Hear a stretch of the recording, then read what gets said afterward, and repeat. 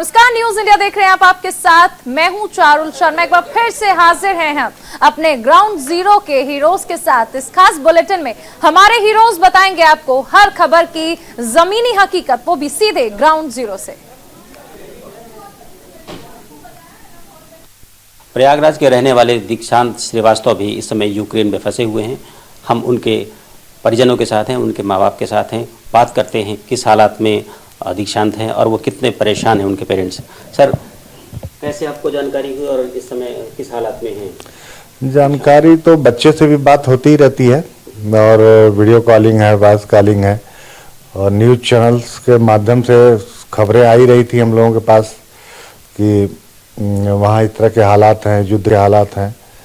और फिर 24 तारीख को, परसों से तो हालात काफ़ी बिगड़ गए, क्योंकि अभी तो रसिया जो है अपने बॉर्डर के अंदर, बेलारूस के अंदर उधर ही युद्धाभ्यास कर रहा था। लेकिन 24 तारीख को पता चला कि उसने यूक्रेन पे आक्रमण कर दिया है।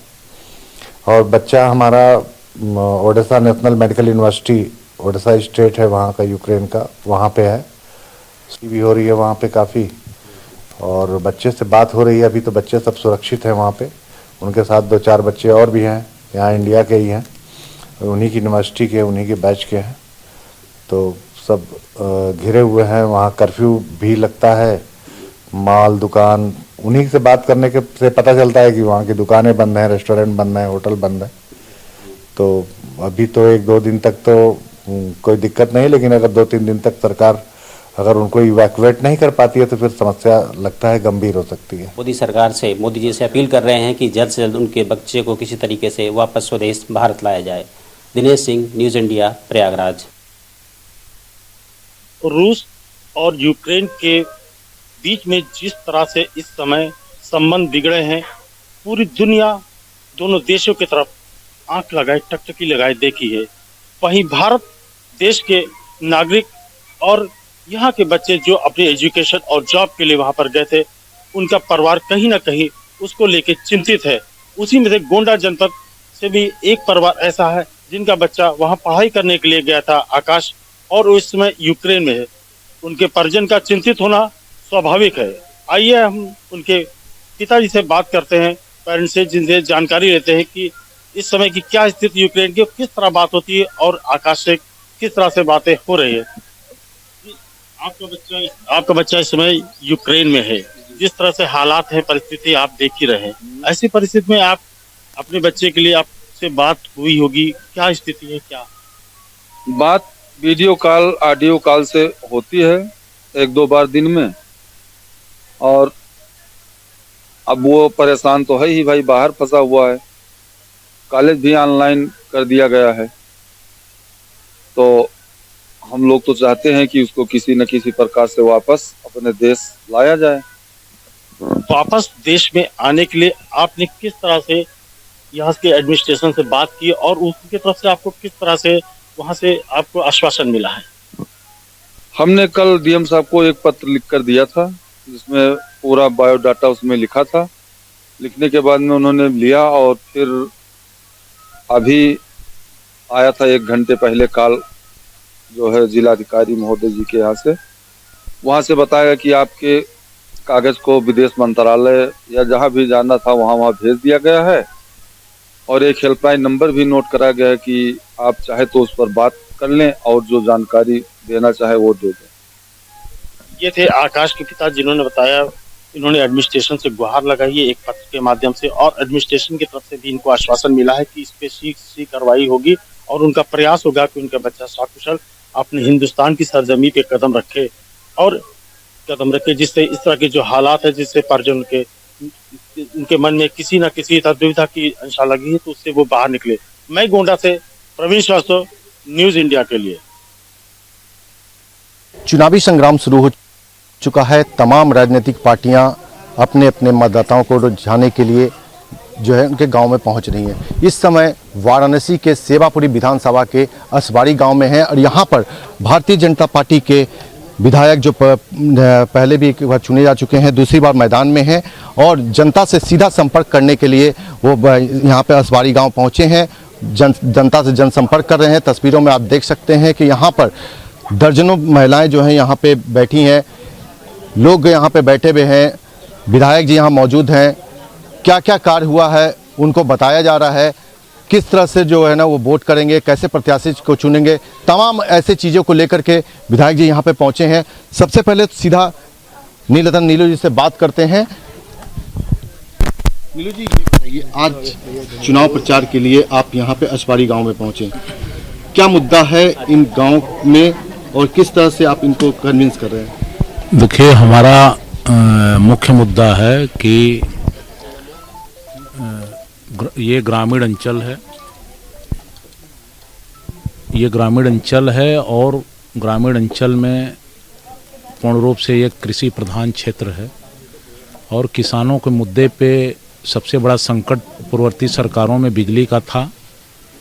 बिजली 6 घंटे भी नहीं मिल पाती थी लोगों को, लेकिन आज 22 घंटे 23 घंटे बिजली किसानों को मिल रही है और उनका बहुत ही अच्छे से सिंचाई दिन में हो जा रहा है। कटाई मड़ाई का जो समय आता है वो भी अच्छे से हो जाता है और साथ ही साथ किसानों के लिए हमने राजा तालाब में केंद्र सरकार को पत्र लिख करके फिर सिर्बल कार्गो सेंटर की स्थापना भी करवाने का काम किया है। यहीं बगल में रेलवे लाइन के उस पार यहाँ से पड़ता है, यहाँ से पैदल ही लोग अपना फल फ्रूट ले करके वहाँ जाने का काम करते हैं। आज यहाँ का किसान जो फल फ्रूट पैदा करता है, मिर्चा किसान, टमाटर किसान और मटर किसान, शिमले की मिर्ची खेती करने वाला किसान, सब्जियों की खेती करने वाला किसान, लंगड़ा आम की खेती करने वाला किसान, यहाँ का लंगड़ा आम, यहाँ का फल फ्रूट आज देश ही नहीं दुनिया के कोने कोने में जा रहा है, जिससे किसानों की आय बढ़ रही है। उसके साथ साथ पूरे क्षेत्र की सड़कों का कायाकल्प हुआ है। शिक्षा के क्षेत्र में डिग्री कॉलेज, बालिका इंटर कॉलेज, ITI स्कूल की स्थापना हुई है। यातायात के लिए यहाँ पे इलेक्ट्रिक बस अड्डे की स्थापना यहाँ मिर्ज़ा मुराद में कराई गई है, जहाँ से 30 बसों का AC बसों का संचालन हो रहा है और पूरे ज़िले में कहीं भी जाना हो यहाँ से आसानी से हमारे सेवापुरी के लोग चले जाते हैं। न्यूज इंडिया के लिए मदन मोहन शर्मा, वाराणसी। उत्तर प्रदेश विधानसभा चुनाव के 5वें चरण में अमेठी जनपद का चुनाव होना है। इसके लिए जो तैयारियां पूरी कर ली गई हैं। आज यहाँ पर नवोदय विद्यालय में पोलिंग पार्टियों को रवाना किया जा रहा है। ऐसे में कल सुबह 7 बजे से शाम 6 बजे तक मतदान होना है। ऐसे में हमारे साथ जिलाधिकारी महोदय हैं, उनसे हम जानेंगे कि चुनाव को लेकर किस प्रकार की तैयारी। भैया, आपका न्यूज इंडिया बहुत बहुत स्वागत है। ये बताएं कि जो कल चुनाव होना है उसके लिए किस प्रकार की तैयारियां की गई हैं, कितने बूथ हैं और क्या व्यवस्था है? तैयारियां सारी हैं। पोलिंग पार्टी आपके सामने रवाना हो रही है। कल की जो हमारी तैयारी मुख्य रूप से दो तरह की, एक तो कोविड की तैयारी है, जो कोविड के हेल्प डेस्क है और मास्क है और बाकी तैयारियां कोरोना का इशू ना हो। दूसरा सुरक्षा की है। हमारे सारे बूथ जो है वो जो केंद्रीय सुरक्षा बल उनसे कवर्ड है। बाहरी रेंज में हमारी स्थानीय पुलिस और बाहर से जो पुलिस आई है वो है सुरक्षा की सारी व्यवस्था है। सेक्टर पर से जो मसले सब देख चुके हैं। सारी बूथ की सारी मिनिमम फैसिलिटीज हमारी पूरी है और कहीं कोई समस्या नहीं है। पहले सारी पूरी है। ऐसे में कप्तान साहब भी हमारे साथ मौजूद हैं, उनसे भी जानेंगे। भैया, जो कल चुनाव होने हैं इसमें सुरक्षा व्यवस्था को लेकर क्या तैयारियां की गई हैं, कितनी फोर्स लगी है, कहाँ क्या व्यवस्था? माननीय आयोग के द्वारा निर्धारित मानक के अनुरूप पूरी जिला सुरक्षा प्लान, डिस्ट्रिक्ट सिक्योरिटी प्लान तैयार किया गया है। 52 कंपनी हमारे पास अर्धसैनिक बलों की है। करीब 15,000 सिविल पुलिस और होमगार्ड ऑक्सिलरी फोर्स है। हम पूरी तरह से तैयार हैं। हमारी सुरक्षा व्यवस्था चाक चौबंद है।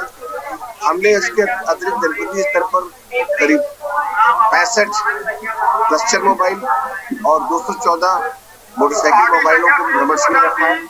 हम आपको आश्वस्त करते हैं कि हम एक बिल्कुल निष्पक्ष और पारदर्शी चुनाव कराएंगे और सभी लोग अपनी इच्छा के अनुरूप अपने मताधिकार का बिल्कुल निश्चिंत होकर के, निर्भीक होकर के प्रयोग करेंगे। तो ये थे कप्तान साहब, जिन्होंने साफ तौर पर बताया कि हर तरह की व्यवस्था जो है, जो भी स्थिति होगी उससे निपटने के लिए की गई है। और सबसे बड़ी बात तो यह है कि न्यूज इंडिया भी लोगों से अपील करता है कि ये देश का महापर्व है, इसमें अधिक से अधिक संख्या में पहुंचकर मतदान प्रतिशत बढ़ाते हुए मतदान करें और देश के कार्य में सहयोग करें। Camera person Lokesh Tripathi, news India, Amethi. मैं अभी राजा तालाब के असवाड़ी गांव में मौजूद हूँ, जहां पर अभी थोड़ी देर पहले नीलतन नीलू यहां पहुंचे थे। जनसंपर्क किया था।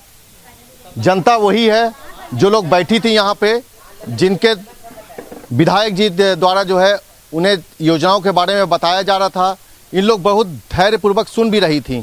विधायक जी ने तमाम योजनाओं के बारे में बताया, तमाम उन चीज़ों के जिक्र की, बिजली के जिक्र की, सड़कों के जिक्र की, आवास के जिक्र की और साथ ही साथ तमाम ऐसे चीज़ों के जिक्र की।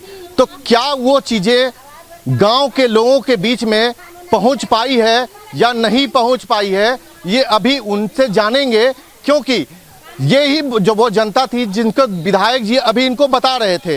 इनसे सीधा बात करेंगे कि क्या विधायक जी ने जो चीज़ें बताई हैं वो चीज़ें आप तक पहुंच पाई है या नहीं पहुंच पाई है। अभी विधायक जी आए थे, उन्होंने सारी योजनाओं के बारे में बताया कि ये चीज़ का लाभ भी मिल गया है, गांव में ये चीज़ का है, और ऐसी क्या चीज़ें हैं जो गांव में नहीं हो पाई है।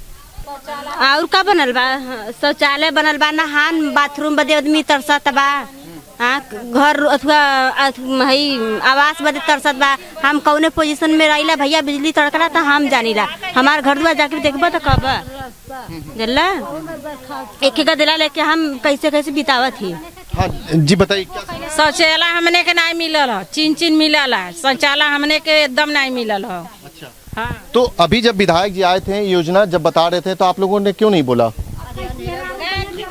बोला ही नहीं देते हैं केहू जने प्रधान है तो अपन अपन बस चिन काम करियन, आमाशाही बस चिन काम करियन। एक चाले सबके करे के चाहिए ना, एक चाले सबके देखा। यहाँ पे कुछ जेंट्स भी, उनसे भी बात करेंगे। भैया ये बताइए कि आपके ये गांव की है? जी हाँ।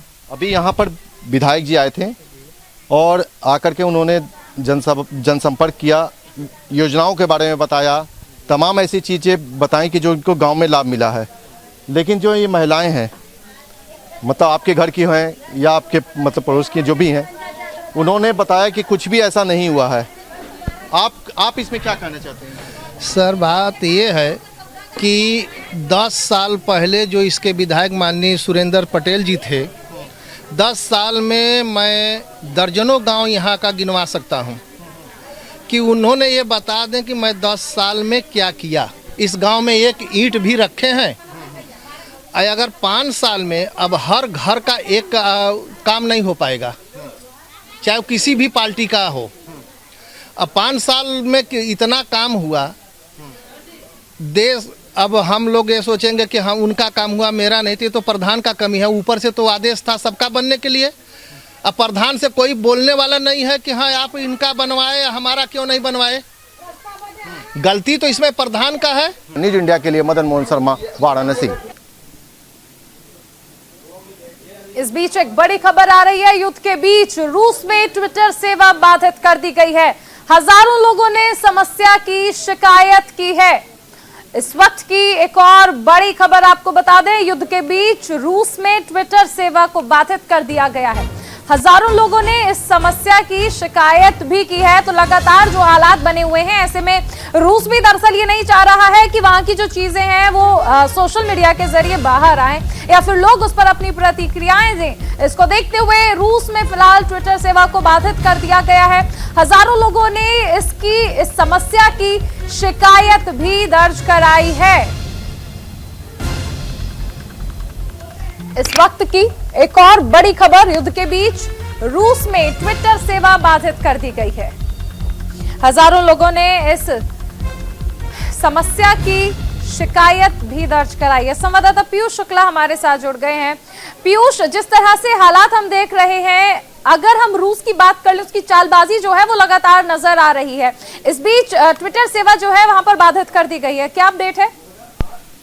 देखिए, रशिया में शुरुआती दौर से ही लगातार तमाम ऐसी चीजों की उम्मीद लगाई जा रही थी कि जब युद्ध शुरू होगा तो कहीं ना कहीं साइबर अटैक भी हो सकता है और तमाम ऐसी सेवाएं हैं वो भी बाधित की जा सकती हैं, सोशल मीडिया साइट बाधित की जा सकती है, क्योंकि कहीं ना कहीं जिस तरह से रशिया ने हमला किया है उसके बाद के जो हालात बने हैं, तमाम ऐसे वीडियोज हैं जिनको वहां से शेयर किया जा रहा है और ट्विटर पर तमाम क्रिटिक्स हो रहे हैं। क्योंकि सबसे बड़ी बात है कि ट्विटर सेवा जो है वो ऑपरेट होती है सीधे तौर पर यूएस से, और कहीं ना कहीं ऐसे में साफ है कि ट्विटर के जरिए कहीं ना कहीं रशिया के बारे में जो पूरा वैश्विक स्तर पर एक माहौल बनाया जा सकता है, तमाम ऐसी बातें हो सकती हैं और क्रिटिसिज्म लगातार चल रहा है, तो उसको देखते हुए रशिया में उस सेवा को कहीं ना कहीं बाधित किया गया है।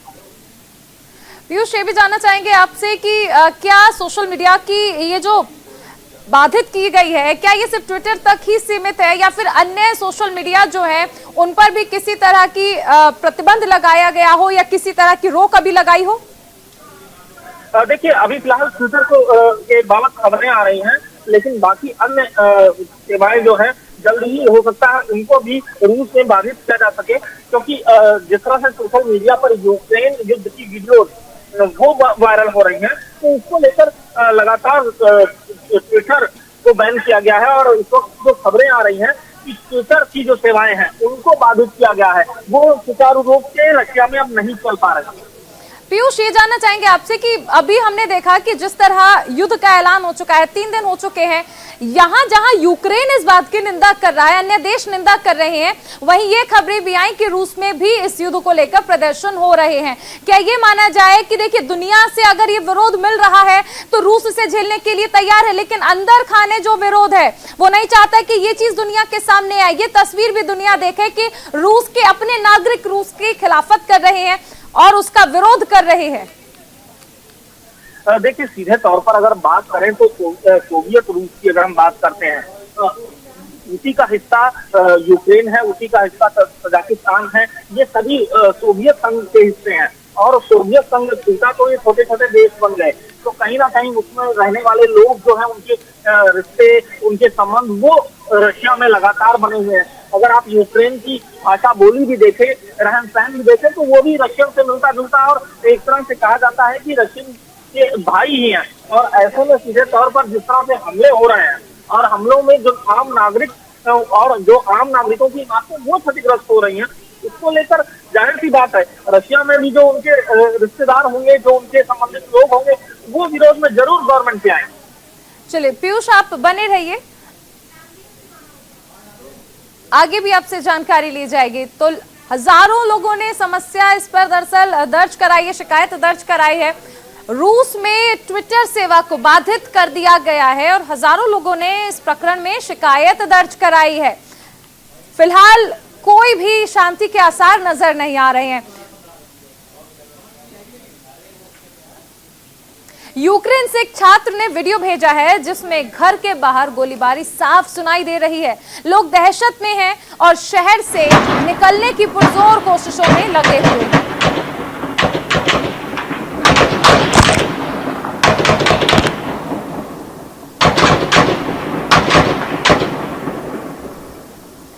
तो ये तस्वीरें हैं जो सोशल मीडिया पर लगातार आ रही हैं, जिसमें लोग दिखा रहे हैं कि किस तरह से वो लोग यूक्रेन में फंसे हुए हैं और हालात किस तरह से हैं। रूस ने ये दावे तो किए थे रिहायशी इलाकों में किसी तरह की बमबारी नहीं होगी, कोलैटरल डैमेज जो है वो किसी तरह का नहीं किया जाएगा।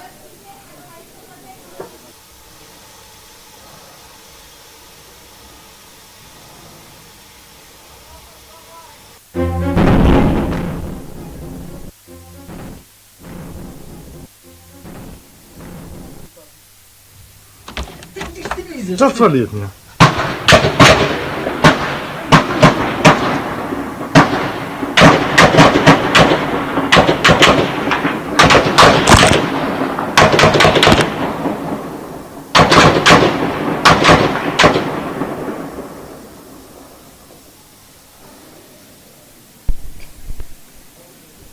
वहीं यूक्रेन में फंसे भारतीय स्टूडेंट्स लगातार इंडियन गवर्नमेंट से मदद की गुहार लगा रहे हैं। हम लोग यहाँ से 3 दिन से आए हुए हैं। 3 दिन से इंडियन एम्बेसी ने बोला हम आपको निकालेंगे।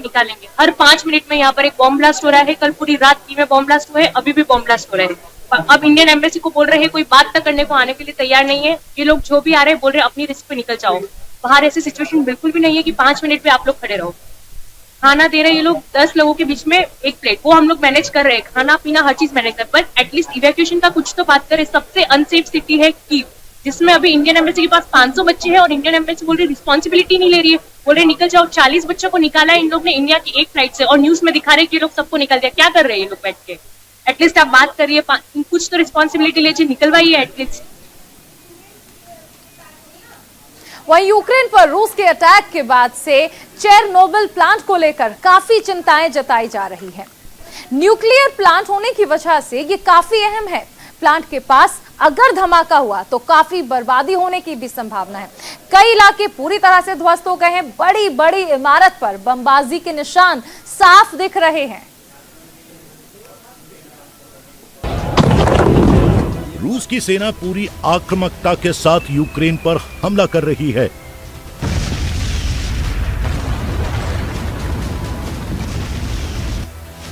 सेना ने यूक्रेन के कई अहम ठिकानों पर मिसाइल अटैक किया है। इन हमलों की जद में कई रिहायशी इलाके भी आ रहे हैं। कई इलाके पूरी तरह से ध्वस्त हो गए हैं। बड़ी बड़ी इमारतों पर बमबाजी के निशान साफ दिख रहे हैं। इस बीच यूक्रेन का चेरनोबिल शहर एक बार फिर चर्चा में है। यूक्रेन के राष्ट्रपति वोलोदिमीर ज़ेलेंस्की का दावा है कि चेरनोबिल परमाणु संयंत्र पर रूस ने कब्जा कर लिया है। न्यूक्लियर प्लांट पर रूस के कब्जे के बाद खतरा बढ़ गया है। यूक्रेन का कहना है कि प्लांट से ज्यादा रेडिएशन निकलने लगे हैं। न्यूक्लियर प्लांट के कई अधिकारियों को भी रूसी सेना ने बंधक बना लिया है। चेरनोबिल परमाणु प्लांट से किरण के रेडिएशन बड़े खतरे की घंटी है। यूक्रेन के राष्ट्रपति ज़ेलेंस्की ने ट्वीट कर इसकी जानकारी दी। हमारे बचावकर्ता अपनी जान दे रहे हैं ताकि 1986 की त्रासदी फिर से ना हो। ये पूरे यूरोप पर युद्ध की घोषणा है। बताया जा रहा है कि प्लांट से गामा किरण की रेडिएशन का रिसाव हो रहा है, जो स्वास्थ्य के लिए काफी हानिकारक माना जाता है। 36 साल पहले के हादसे की कहानी। चेरनोबिल परमाणु प्लांट का नाम आते ही करीब 36 साल पहले की कहानी याद आती है और रूह कांप जाती है। 36 साल पहले यानी 26 अप्रैल 1986 को तत्कालीन सोवियत संघ के चेरनोबिल के न्यूक्लियर प्लांट में विनाशकारी धमाका हुआ था। इस हादसे की विभीषिका का अंदाजा इसी बात से लगाया जा सकता है कि धमाके के चंद घंटे में प्लांट में काम करने वाले 32 कर्मचारियों की मौत हो गई थी। इसके अलावा सैकड़ों कर्मचारी न्यूक्लियर रेडिएशन से बुरी तरह से झुलस गए थे। शुरू में तो सोवियत संघ ने इस हादसे को छिपाने की पूरी कोशिश की। मीडिया कवरेज से लेकर लोगों की आवाजाही को तुरंत रोक दिया गया। लेकिन स्वीडन की एक सरकारी रिपोर्ट के बाद तत्कालीन सोवियत संघ ने इस हादसे को स्वीकार किया। सोवियत संघ के बिखराव के बाद चेरनोबिल शहर यूक्रेन के हिस्से में आ गया। Chernobyl nuclear power plant Ukraine की राजधानी कीव से करीब 130 किलोमीटर दूर उत्तर में प्रिपेयेट शहर में है। ये जगह बेलारूस की सीमा से करीब 20 किलोमीटर दक्षिण में है। इस न्यूक्लियर पावर प्लांट में 4 रिएक्टर बने हुए थे। यूनिट 1 का निर्माण 1970 में, जबकि यूनिट 2 का निर्माण 1977 में हुआ था। 1983 में यूनिट नंबर 3 और 4 का काम पूरा हुआ था। इस हादसे के समय 2 रिएक्टर एक्टिवेट थे। दरअसल 26 अप्रैल को दुर्घटना वाले दिन न्यूक्लियर पावर प्लांट में एक टेस्ट किया जाना था। इस दौरान वैज्ञानिक ये जांच करना चाहते थे कि क्या बिजली सप्लाई बंद होने की स्थिति में रिएक्टर के बाकी उपकरण काम करते हैं कि नहीं। इस बिजली की मदद से रिएक्टर को ठंडा रखने वाले कूलिंग पंपों की बिजली सप्लाई की वास्तविकता का भी अध्ययन किया जाना था। और इसी दौरान प्लांट में जबरदस्त धमाका हुआ। प्लांट में काम कर रहे अधिकारी और कर्मचारियों को इस धमाके के असर के बारे में ज्यादा कुछ नहीं पता चला। लेकिन महज कुछ ही मिनटों में प्लांट के एक-एक कर 32 कर्मचारी मौत के आगोश में आ गए। प्लांट से निकलने वाला रेडिएशन इतना भयानक था कि इस रेडिएशन से होने वाले कैंसर से बाद में सोवियत संघ के करीब 5000 नागरिकों की मौत हो गई। लाखों लोगों का स्वास्थ्य बुरी तरह प्रभावित हुआ था। अब एक बार फिर रूस यूक्रेन के बीच चल रहे वॉर में अगर इस संयंत्र पर बम बारूद या मिसाइल से हमला होता है तो इसके फटने का खतरा और बढ़ जाएगा, जिसकी जद में आने से यूक्रेन, बेलारूस और यूरोपीय संघ के देशों में रेडियोधर्मी परमाणु धूल फैल सकती है, जो कि यूक्रेन, यूरोप समेत रूस के लिए भी घातक साबित होगी। Bureau report, news India.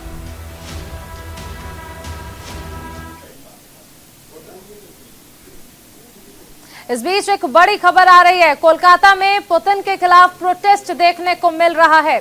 सड़कों पर बैनर लेकर लोगों ने जोरदार प्रोटेस्ट किया है। यूक्रेन पर हो रहे हमले का यहां पर लोग विरोध करते नजर आ रहे हैं। तो कोलकाता से ये बड़ी खबर आपको बता दें, पुतिन के खिलाफ यहां पर विरोध हो रहा है, पुतिन के खिलाफ प्रोटेस्ट हो रहा है।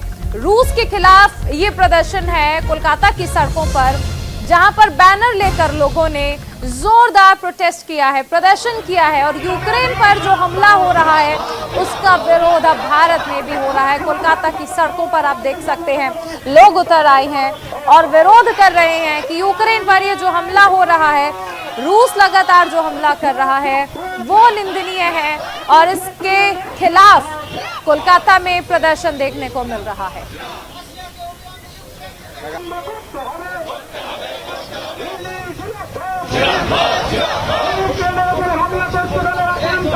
कोलकाता से ये बड़ी खबर। एक तरफ रूस लगातार यूक्रेन पर अटैक कर रहा है, 3 दिन हो चल रहे हैं इस युद्ध को, लेकिन कोलकाता में इसको लेकर विरोध हो रहा है।